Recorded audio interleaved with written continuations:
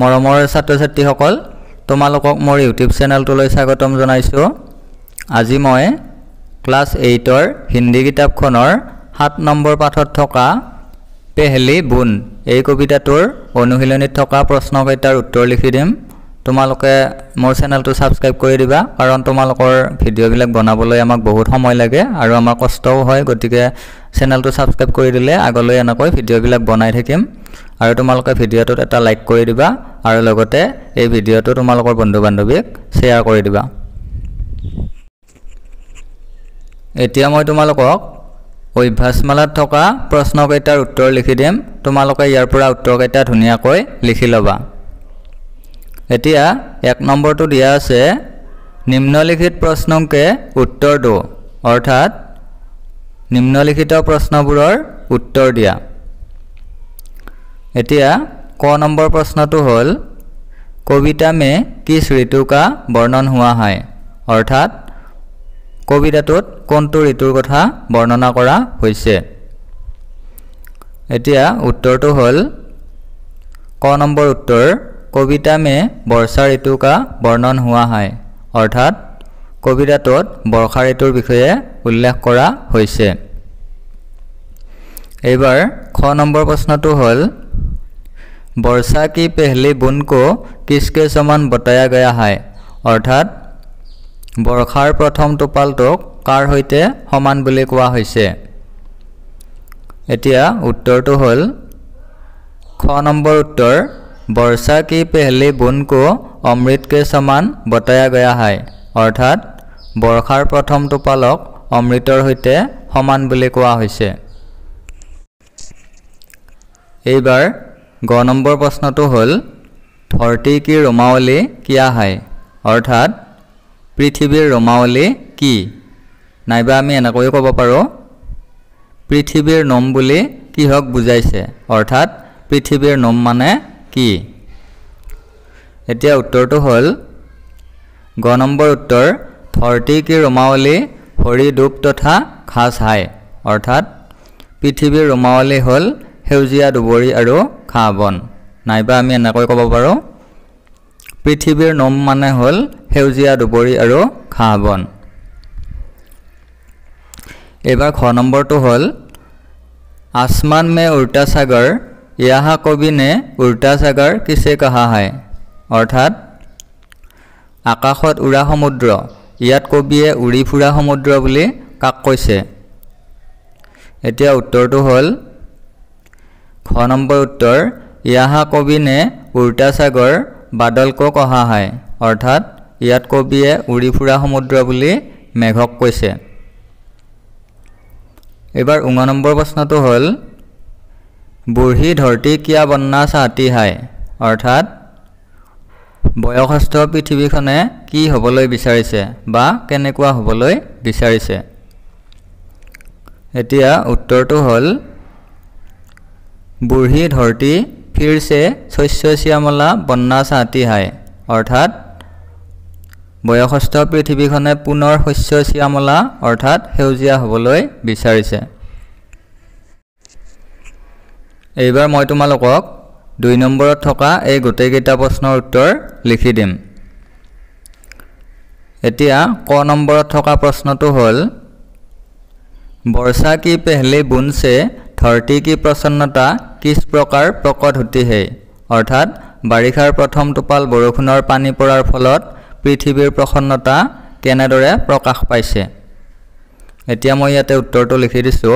উত্তৰটো হ'ল वर्षा की पहली बूंद गिरते ही सूखी धरती को नया जीवन प्राप्त होता है तथा सब और हरियाली छा जाती है। बूढ़ी धरती शस्य श्यामला बनने के लिए फिर से ललचा उठती है, अर्थात बारिषार प्रथम टोपाल बरषुणर पानी परार लगे लगे मरही जोৱা पृथ्वीखने प्राण पाई उठे और चारिওফালে সেউজীয়া হ'বলৈ ধৰে। प्रथम टोपाल बरषुणर पानी परार लगे लगे बयसस्थ पृथ्वीखने पुनर शस्य श्यामला হ'বলৈ मन मेलिছে। এবাৰ খ নম্বৰ প্ৰশ্নটো হ'ল वर्षा ऋतु में बादल कैसे दिखाई पड़ते हैं, अर्थात बर्षा ऋतुत मेघবিলাক দেখিবলৈ কেনেকুৱা হয়। এতিয়া উত্তৰটো হ'ল वर्षा ऋतु में बादल काली पुतली जैसी दिखाई पड़ते हैं। वर्षा ऋतु में बादल काले और घने होते हैं। बादलों के बीच बिजली चमकने लगती है। अर्थात वर्षा ऋतुत मेघबोरक कला चकुमनिर दरे देखा पोৱা যায়। वर्षा ऋतुत मेघबोर कला और घन হয়। मेघबोৰৰ মাজত बिजुलिये चिकमिकाई থাকে। এইবাৰ গ নম্বৰ প্ৰশ্নটো হ'ল वर्षा ऋतु में धरती पर क्या क्या परिवर्तन होते हैं। अर्थात वर्षा ऋतुत पृथ्वीत की परिवर्तन হয়। এতিয়া उत्तरটো হ'ল वर्षा ऋतु में आसमान में काले बादल छा जाते हैं। अधिक मात्रा में बारिश होते हैं। वर्षा ऋतु के समय धरती पर अंकुर फूटने लगते हैं और पेड़ों में नया नया पत्ते उमड़ने लगते हैं। चारों ओर हरियाली छा जाती है। এতিয়া ইয়াৰ অসমীয়া অৰ্থটো হ'ব বৰ্ষা ঋতুত আকাশত ক'লা মেঘে আৱৰি ধৰে। যথেষ্ট পৰিমাণে বৰষুণ হয়। বৰ্ষা ঋতুৰ সময়ত গছৰ গুটিবোৰে গজালি মেলে আৰু গছৰ ডালবোৰ নতুন নতুন পাতেৰে ভৰি পৰে। চাৰিওফালে সেউজীয়া হৈ পৰে। এইবাৰ খ নম্বৰ প্ৰশ্নটো হ'ল कवि ने वर्षा की पहली बूंद को अमृत के समान क्यों कहा है। अर्थात कविये बर्षार प्रथम टोपालक अमृतर समान बुली किय কৈছে। এতিয়া उत्तरটো হ'ল वर्षा की पहली बूंद गिरते ही सूखी धरती को नया जीवन प्राप्त होता है।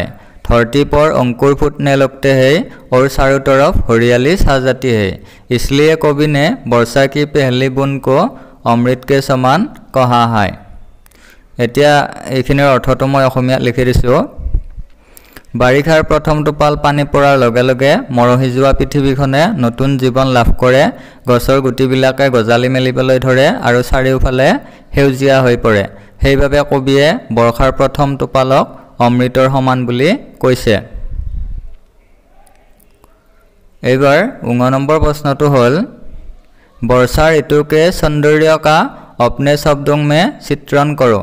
अर्थात वर्षा ऋतुर सौंदर्यक निजर भाषारे चित्रण करा बा प्रकाश करा। এতিয়া মই उत्तरটো लिखि दिसो। उत्तरটো হ'ল वर्षा ऋतु में पेड़ पौधे और घास बहुत हरे भरे सुंदर और आकर्षक दिखाई देते हैं। इस मौसम में धरती शस्य श्यामला बन जाते हैं।